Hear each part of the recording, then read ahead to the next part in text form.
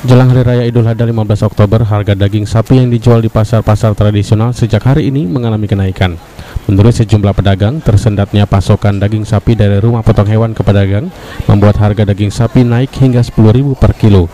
Permintaan daging sapi mendekati Hari Raya Idul Adha 1434 Hijriah justru juga lesu peminat. Kondisi ini berbanding terbalik dengan daging ayam yang harganya mengalami kenaikan hingga 20%. Salah seorang pedagang daging sapi di Pasar Cinde Palembang, Haji Heri, menjelaskan, sejak hari ini harga daging sapi mencapai Rp110.000 per kilo atau naik Rp10.000. Ia sendiri kurang paham mengapa pasokan daging sapi ke pedagang akhir-akhir ini menghilang dari pasaran. Hal inilah memaksa para pedagang mencari sendiri daging sapinya ke para petani. Sementara permintaan dari pembeli sejauh ini menurut pedagang masih dalam kondisi normal. Dalam seharinya paling tidak ia hanya dapat menjual 1 ekor sapi. 10.000. Dari kapan naiknya? Ini hari Pak. Ini kalau kemarin 100 misalnya.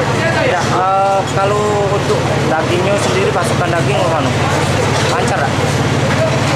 Nggak lancar, nggak ada masuk. Ya. Apa? Karena banyak yang nak kurban ini aku mana Pak? Kita nggak tahu juga ya. Barang ini nggak ada. Jadi kita cari sendiri.